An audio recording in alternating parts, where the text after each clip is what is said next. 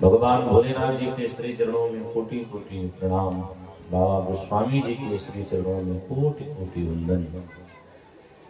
कथा श्रवण हेतु जितने भी भक्तजन मानस पधारे हैं, सबके हृदय में विराजमान भगवान के श्री चरणों में कोटि कोटि प्रणाम। मेरा आपका यह परम सौभाग्य है कि हम आप सभी एक साथ बैठ करके भगवान की कथा को हम सभी श्रवण कर रहे थे। चूंकि आज हमारी कमेटी के लोगों से मीटिंग भी हुई, क्योंकि हमको 11 तारीख से कुशीनगर में एक छोटा सा ग्राम है मठिया मिश्र, वहां पर श्रीमद् भागवत जी की कथा आरंभ करेंगे। तो हम कमेटी के सभी लोगों को बुलाए थे कि भाई 11 तारीख के जो दीवा में जो समय है आपको क्योंकि संशोधन करना पड़ेगा, क्योंकि समय पहले से निर्धारित है और जाने में क्योंकि उस दिन नवमी की तिथि है, तो जाने में कम से कम 5 घंटे तो लगने वाले हैं। तो ऐसा हुआ कि चलो महाराज कल ही कथा विश्राम कर दी जाएगा, लेकिन पुनः सबके अगुआ कहे जाएंगे। बाबा पिताजी क्या नाम है आपके? राम। हमको लग रहा है इस कमेटी के सबसे अगुआ हैं श्री राम उदय दुबे जी। हाँ। तो हमसे मीटिंग हुई थी उस समय, आपसे नहीं हुई, तो आप आकर के हमसे बोले महाराज एक छोटी सी प्रार्थना है। हमने कहा कहें? बोले इस यज्ञ को पूर्ण करके जाइए, खंडित करके मत जाइए। हम बोले आप जैसा कहें। बोले महाराज 11 तारीख को 1 ही घंटे कथा कर लीजिए, पर कर लीजिए, क्योंकि कर लेंगे तो यज्ञ पूर्ण हो जाएगा, नहीं तो हम सबको साल भर बड़ा कष्ट होगा। तो समय की घोषणा बाद में की जाएगी, कब से निर्धारित हुई है। और एक और हम थोड़ी सी बात बताना चाहते हैं, क्योंकि हमारे पास कई लोग आए थे और आज ये थोड़ा सा बड़ा ऐसा मैसेज वगैरह भी चल रहा है। चूंकि अष्टमी व्रत की उपाधि चल रही है कि अष्टमी व्रत की आज्ञा है। कुछ लोग कल कह रहे हैं, कुछ लोग परसों कह रहे हैं। चूंकि कल कहने वाले इसलिए कल कह रहे हैं क्योंकि कल 7:30 पे अष्टमी तिथि लग जा रही है। इस वजह से कई लोग ऐसा कह रहे हैं कि अष्टमी का व्रत कल ही होना चाहिए, लेकिन निर्णय सिंधु और देवी आदि पुराणों में ऐसा लेख है कि अष्टमी व्रत सप्तमी युक्त कभी नहीं करनी चाहिए। ये विषय थोड़ा ध्यान से सुनिए। सप्तमी संयुक्त अगर कोई अष्टमी का व्रत करता है तो उसके व्रत का फल उसको पूर्ण प्राप्त नहीं होता है। हाँ। कुछ हमारी माताएं जुतिया व्रत करते हैं। जुतिया तो समझते हो ना? तो जुतिया व्रत में चंद्र दर्शन का महत्व होता है, तो इसीलिए निर्णय सिंधु की ऐसी मान्यता है। अब आप मानो न मानो ये आपकी अपनी मर्जी है, बताना हमारा धर्म। पंडित हूं इसीलिए बताई दे रहा हूं कि उतरते चढ़ते व्रत करने वाले अष्टमी का व्रत आप सबको परसों करना चाहिए। परसों करें, परसों आहुति करें, कन्या की पूजन करें और पारण शनिवार को करें। जुतिया व्रत करने वाली हमारी माताएं कल व्रत कर सकती हैं, क्योंकि कल के व्रत में चंद्रमा का दर्शन है। आप अगर परसों व्रत करेंगे जुतिया व्रत, तो चंद्रमा का दर्शन आपको नवमी में होगा, जो आपको फल मिलने वाला नहीं। तो कुछ व्रत रात्रि कालीन होते हैं, कुछ व्रत सूर्य कालीन को होते हैं। जैसे एक हम बात आपको अभी ही बता दे रहे हैं, पता नहीं आप सभी भ्रमित हो जाओ। आने वाले समय में दीपावली का उत्सव आने वाला है। आजकल ठाकुर प्रसाद की पत्रिका सबके घर में लग जाती है। अब ये भी भ्रांत होगी, क्योंकि जो दीपावली का उत्सव होता है वो रात्रि का उत्सव होता है। दीपावली का जो उत्सव होता है वो रात्रि का उत्सव होता है, उसमें चंद्रमा से मतलब है। इसलिए जो दीपावली का उत्सव है वो दीपावली का उत्सव 31 अक्टूबर को की जाएगी। कुछ जगहों पर 1 नवंबर लेकर है, तो 1 नवंबर को शाम को 5:00 तक ही अमावस्या का भोग है। उसके बाद प्रतिपदा लग जा रहा है, तो प्रतिपदा में रात्रि नहीं हो रही है, प्रतिपदा में रात्रि हो रही है, इसलिए दिवाली 31 अक्टूबर को ही मनाई जाएगी शास्त्र के अनुसार। अब आप हर दिन मनाओ तो अपनी अलग विषय है। कल हम सभी लोग भगवान की मंगल कथा को श्रवण कर रहे थे, तो हमने कल ही कहा कि कुछ बातों को हम थोड़े स्पर्श करते जा रहे हैं, क्योंकि हमको विवाह उत्सव तक पहुंचना है और अपने राम जी का कुछ थोड़ा अलग ही नियम है, उस नियम से हमको रहना होता है। ये पहली बार है कि हम अपने नियम रात्रि के भोजन का नियम हम यहाँ खंडित कर चुके हैं। आप सबके प्रेम, मैया के आशीर्वाद, क्योंकि हम कल जब आए थे मंच पे तो हम सोच के बैठे थे कि हमको 10:50 तक अपनी बाणी विश्राम कर देंगे। आज हम हर हालत में 11:20 तक भोजन कर लेंगे, लेकिन ठाकुर जी न जाने प्रेरित किए कि बेटा 12 बजे खाओ।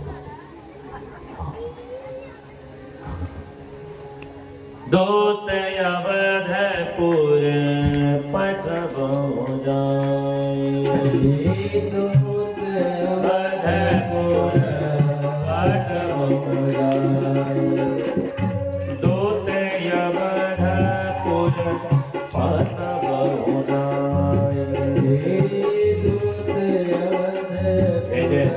अवधपुर आनहि मृत दशरथ ही बुलाए, आनहि मृत दशरथ ही बुलाए, दूत अवधपुर पठबो जाए, दूत अवधपुर पठबो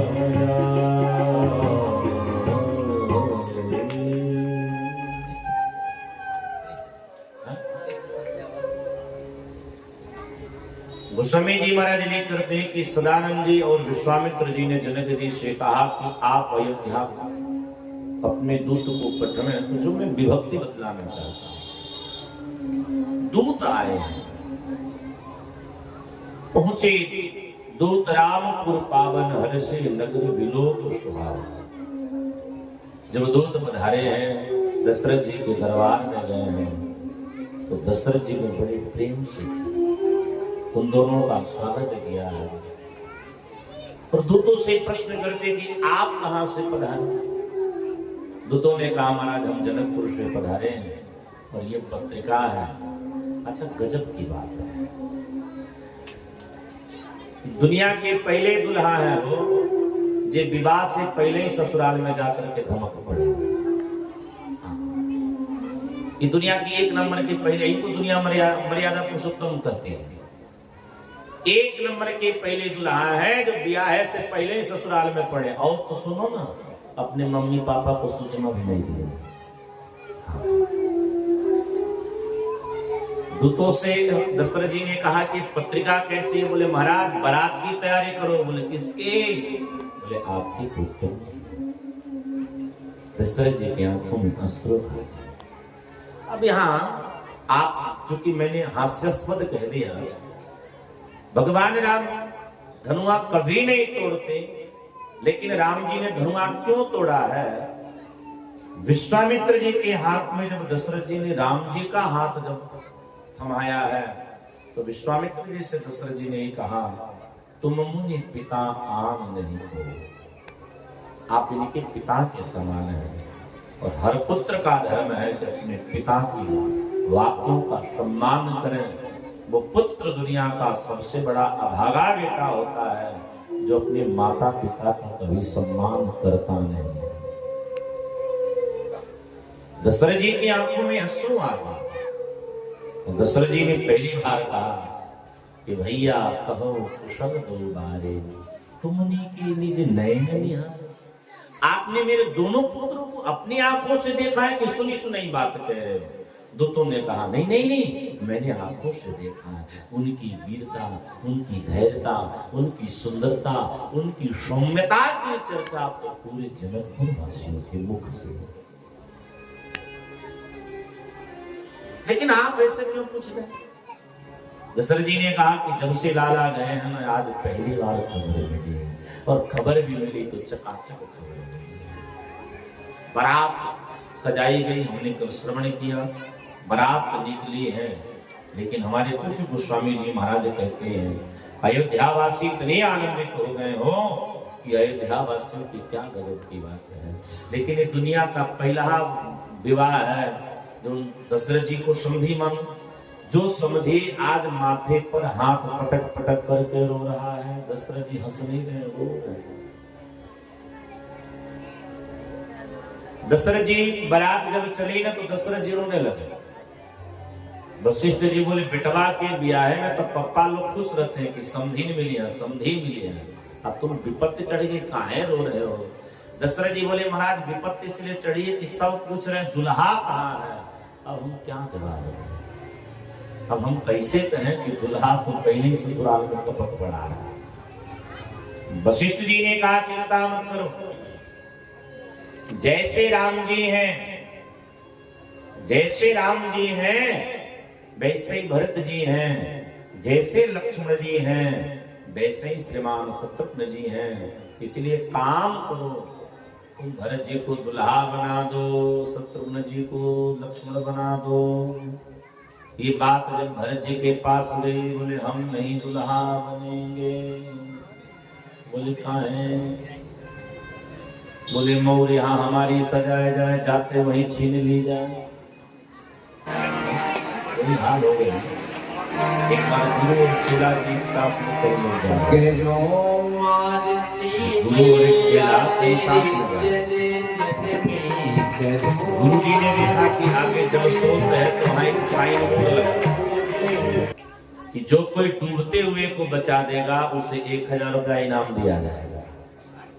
गुरु जी की जेब ढीली थी। गुरु जी बोले चेला अच्छी इनकम का सोर्स मिल जाए, एक काम करो, हम डूबते हैं तुम हमको बचा लेना, 500 तुम रख लेना, 500 हम रख लेंगे। चेला बोला जैसे गुरु जी कपड़ा उतारे ना, आओ देखे न ताओ न आगे न पीछे, गुरु जी कूद पड़े। अब गुरु जी को पता नहीं था जहां कूदे थे वहां जल बड़ा गहरा था, गुरु जी सचमुच डूबने लगे। चेला से बोले बचाओ हम डूब रहे हैं। चेला कुछ नहीं बोल रहा है, घोघा बसंत की तरह चुपचाप खड़ा है। गुरु जी बोले अरे पगला बचाओ, 500 गारंटी के साथ देंगे। चेला कुछ नहीं बोल रहा। गुरु जी बोले बचा दो, चलो भाई थोड़ा तुम्हारी पैसा हम बढ़ा देते हैं, तुम 700 लेना, हम 300 में समझ कर लेंगे।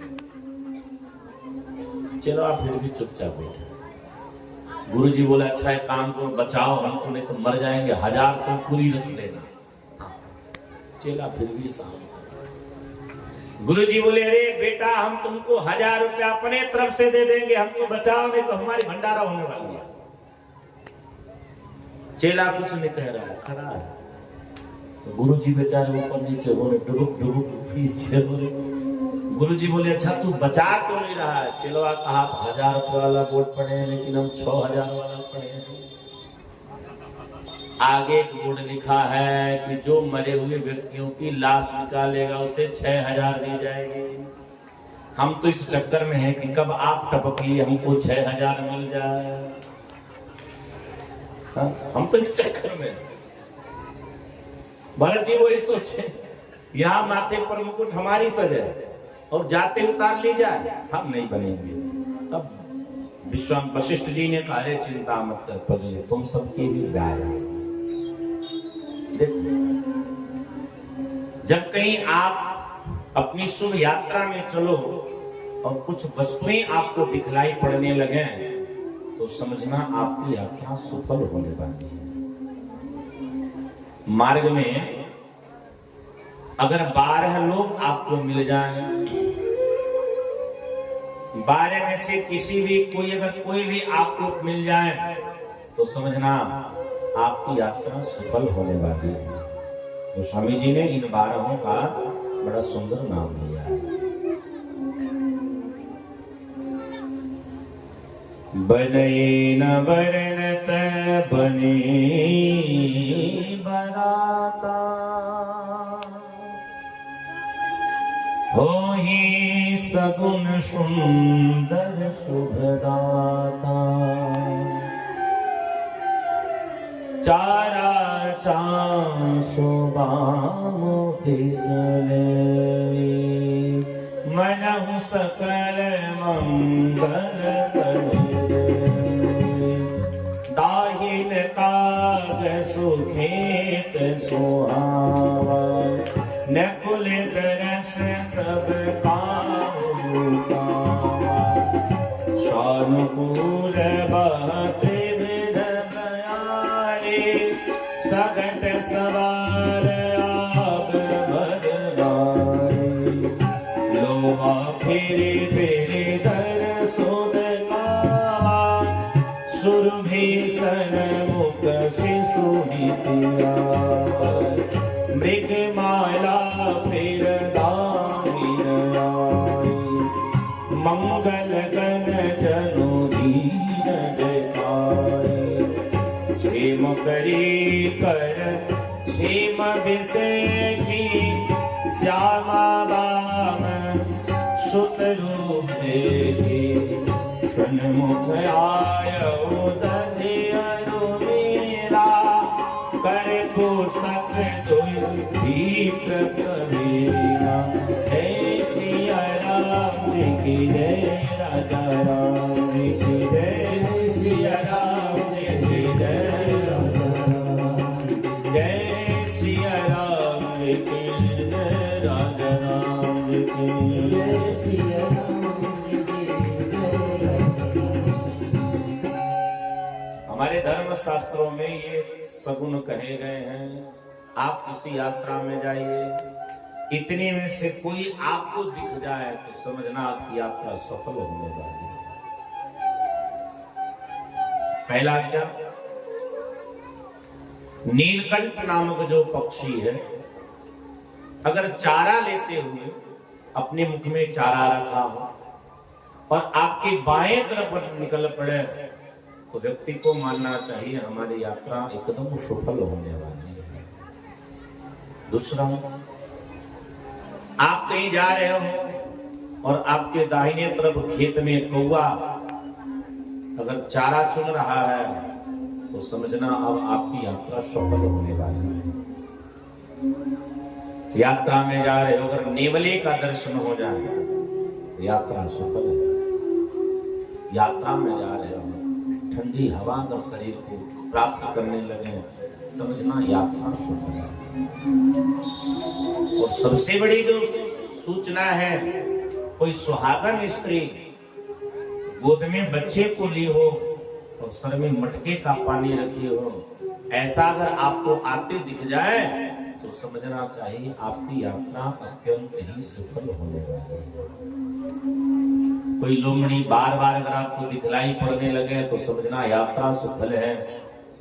गाय सामने खड़ी और अपने बछड़े को दूध पिला रही हो, अगर ऐसा आपको दर्शन प्राप्त हुए, आपको यह मानना चाहिए आपकी यात्रा सफल हो गई। कई हिरणों की टोली आपको दिख जाए, यात्रा सफल है। छेमकरी एक पक्षी है जो सफेद होती है, जाको चील भी कहते हैं, अगर वो दिखलाई पड़े तो समझना यात्रा सफल है।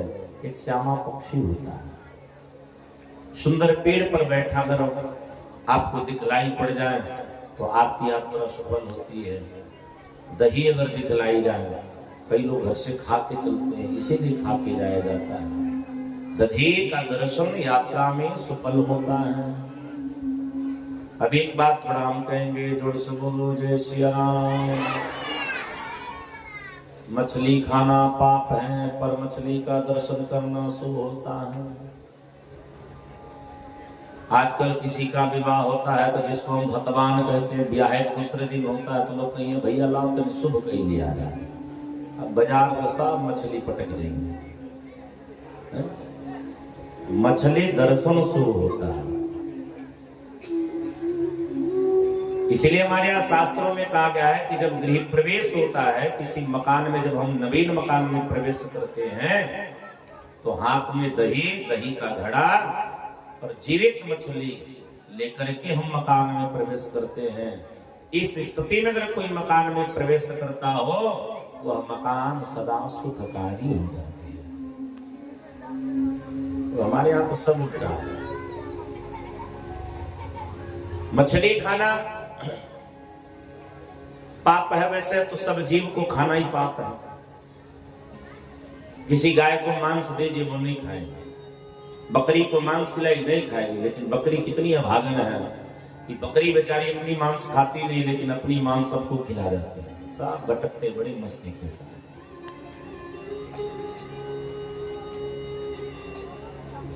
सबसे अंतिम अगर आपको शुद्धता प्राप्त करना है तो दो विद्वान हाथ में पुस्तक लेकर के अगर आपको आते दिखलाई पड़ जाए तो वो भी बड़ा ही शुभ होता है।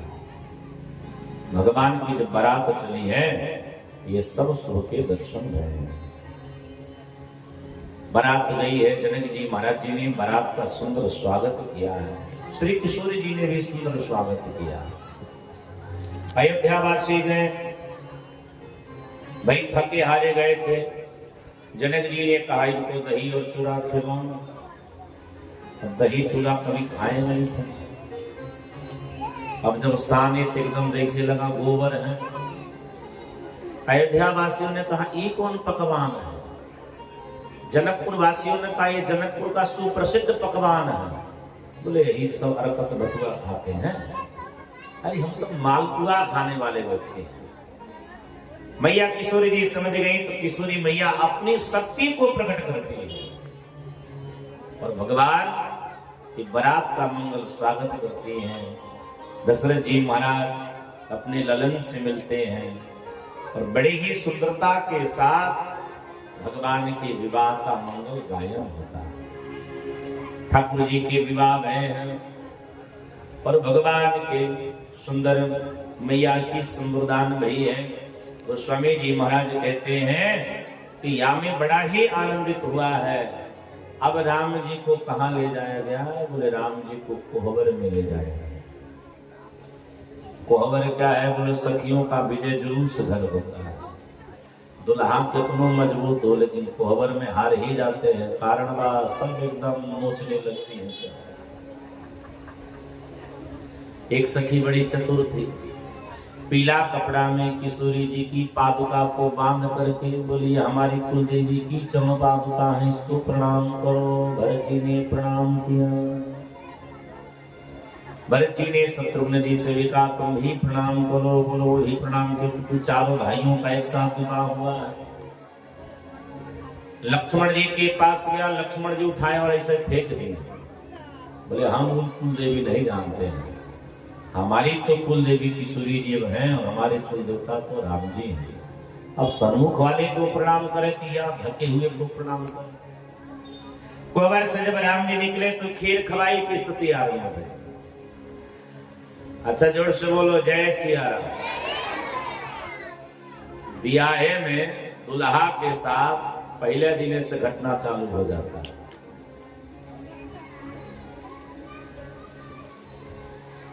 खीर खाने के लिए जब राम जी बैठे हैं, सब लोग बैठे हैं, तो देखो सखियां भगवान को गीत के द्वारा गाली गा रही हैं। और अक्सर सखियां क्योंकि सहवाला जो होता है बड़ा थोड़ा तेज होता है और ससुराल में सखियों के नजर में वही सहवाला आता है। तो लक्ष्मण जी सभी सखियों की नजर में चढ़ गए थे। एक सखी ने कहा अब सखी हम तो ही कहा बताओ क्या? बोले जो गोरा गोरा है ये तो खाना नहीं आता है। लक्ष्मण जी बोले संभल के बोलो, अयोध्या वासियों से बढ़िया सुंदर कौन खाता है? एक सखी ने कहा अगर एक रसगुल्ला एक कई बार में खा गए तो हम मान बैठेंगे। सब जगह भिड़ जाना खाने के लिए, लेकिन जनकपुर वालों से मत भिड़ना भैया, ये खिलाते कम है मान ज्यादा डालते हैं। एक बार हम लोग पड़ गए थे इन सबके चक्कर में। ये सब रसगुल्ला खिलाते हैं, ज्यादा उधर रसगुल्ला चलता है। मानोगे दो तो गिरेगा 6, आपको हमको 2 दिखलाई पड़ेगा। इनकी लेने की टाइटल बड़ी गजब की होती है। एक सखी ने कहा ऐ लक्ष्मण जी अगर आपको खाना आता है तो हम मानेंगे, तब जब एक रसगुल्ला कई बार खा जाओगे तब। लक्ष्मण जी बोले ला सखियों ने कहा अयोध्या की साख आप ऊपर पड़ी है। लक्ष्मण जी बोले अयोध्या की बात है तो क्या करें, बड़ों पत्तल पर लक्ष्मण जी को यही जानते थे रसगुल्ला छोटा होता है, लेकिन बड़ों पत्तल पर बड़ो रसगुल्ला आए। राम जी सर नीचे करके हंसने लगे। अब बेचारे लक्ष्मण जी न देखे आओ न सोचे ताओ, उठाए रसगुल्ला कपाक दिन मुख में डाले। सखियां ताली बजा करके हंसने लगी। अरे देखो अगर खाया होता तो आराम से खाता, कभी खाया नहीं इसलिए दरिद्र की तरह खा रहा है। राम जी समझ गए, बोले भैया ये ससुराल है, इनसे सबसे कही रही है, क्योंकि ये कब किसको कहां से खरीदे। बड़ी सानंद भगवान का आनंद हुआ। अगहन महीने में ठाकुर जी का विवाह हुआ तो अगहन उष माघ शुक्ल की पंचमी जिसे हम बसंत पंचमी कहते हैं, राम जी की बारात तैयार हुई है अब जनकपुर से अयोध्या की तरफ आने के लिए। इसके बीच में राम जी दशरथ जी ने बार बार आग्रह किया है, लेकिन अयोध्यावासी कहते 2 दिन रुकिए न है सो, 2 दिन रुकिए न हो सो, 2 दिन रुकिए न हो सो। हमारे एक महाराज जी कहते हैं कि जनकपुरवासी कहते हैं ए पाहुन, ये जगत प्रसिद्ध पद है, आओ हमारे साथ में लगा।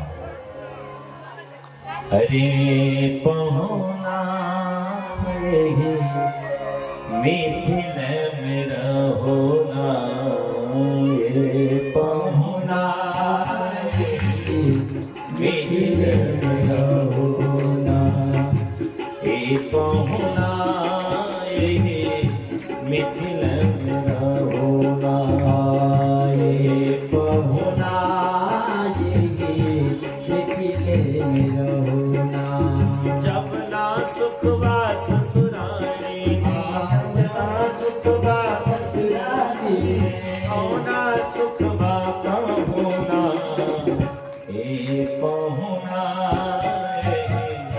मिथिल में रहोना, ये पहुना मिथिल में रहोना, ये पहुना मिथिल में रहोना, ये पहुना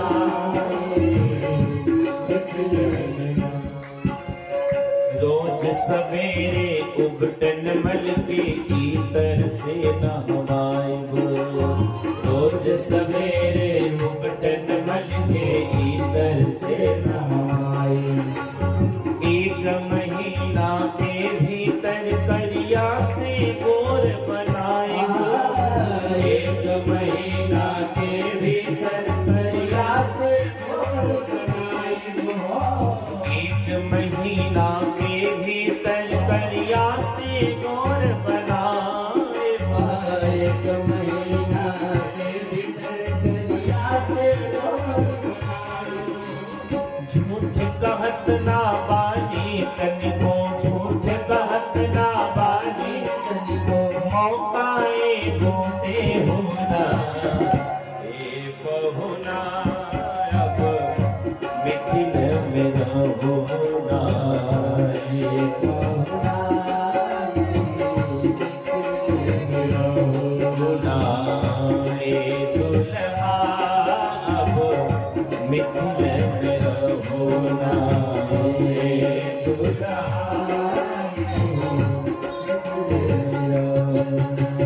नीत नवीन मन भावत व्यंजन पर सब कंचन थारे, नीत नवीन मन भावत व्यंजन पर सब थारे, नीत नवीन मन भावत व्यंजन पर सब कंचन थारे।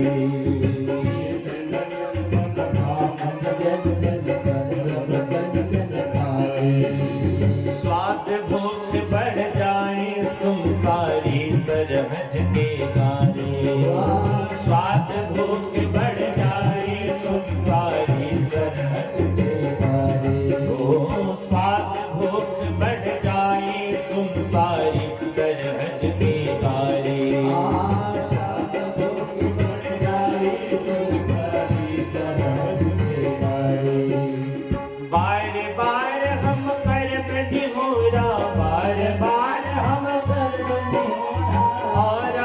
झूले होना ये पहुना मिथिल में होना ये पहुना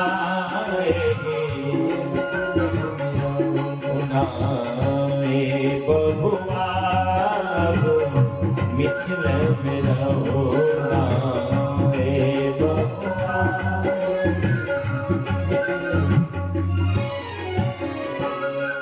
जनकपुरवासी राम जी से कहते आप इसी मिथिले में ही वास करें। बार बार राम जी से निहोरा करते, आज ये उत्सव है, आज ये उत्सव है, आज ये उत्सव है।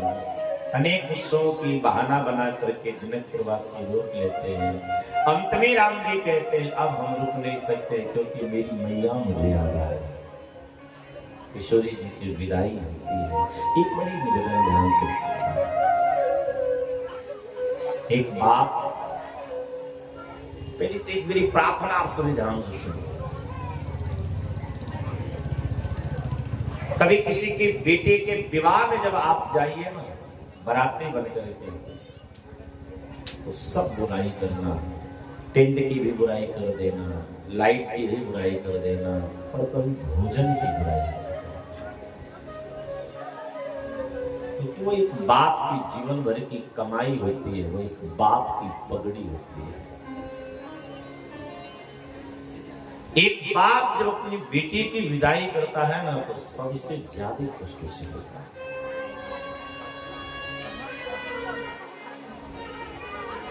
क्योंकि माँ तो छाती पीट पीट करके रो लेती है, सबसे गले गले करके रो लेती है, लेकिन सबके सामने पत्थर की तरह दिखने वाला अगर कोई होता है तो पिता।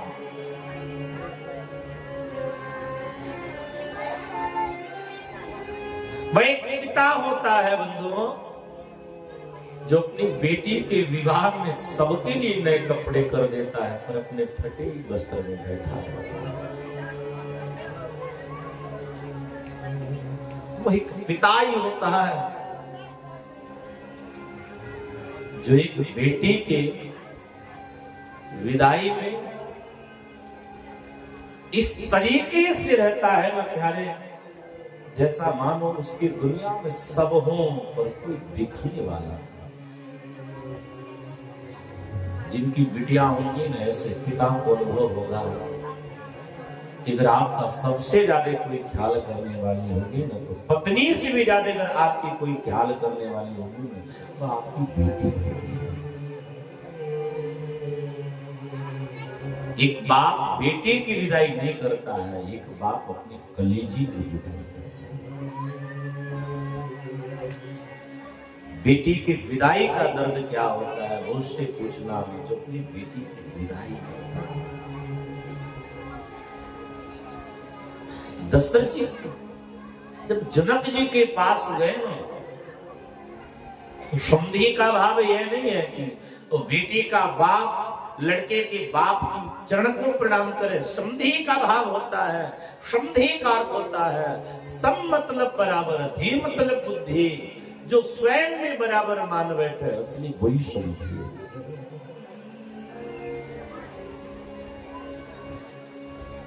जनक जी जब हाथ जोड़ करके दशरथ जी के सामने खड़े हुए, मेरी बिटिया से तो यह प्राण हो, तो पुत्री की तरह उसका ख्याल रखना।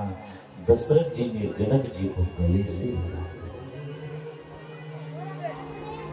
दशरथ जी महाराज कहते, एक बात सुनिए जनक जी, हाथ तो भिखारी को जोड़ना चाहिए, दानी को हाथ जोड़ने का अधिकार नहीं है, और असली भिखारी तो मैं।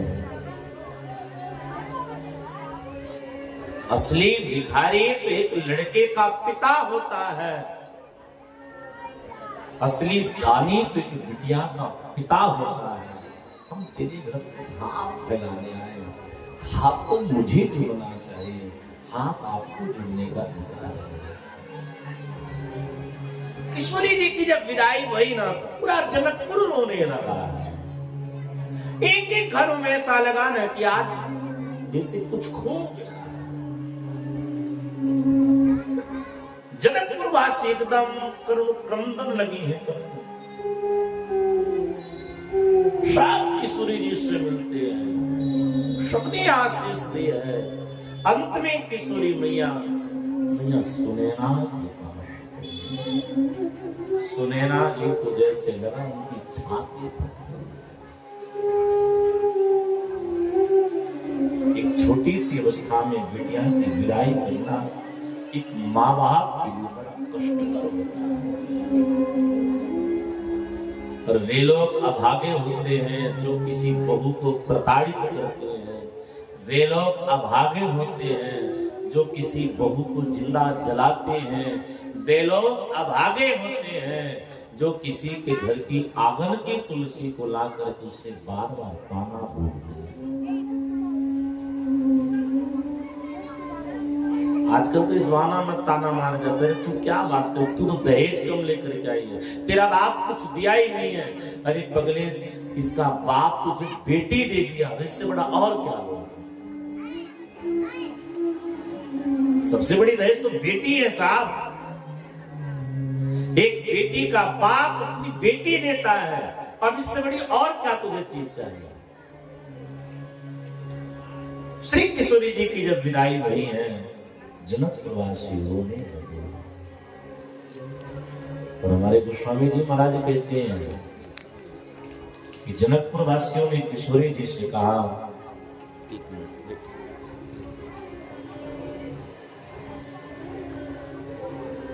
जनकपुरवासियों ने किशोरी जी से कहा कि बिटिया, ये संपूर्ण जनकपुर की अब जिम्मेदारी तेरे ऊपर है। तू अपने चरित्र से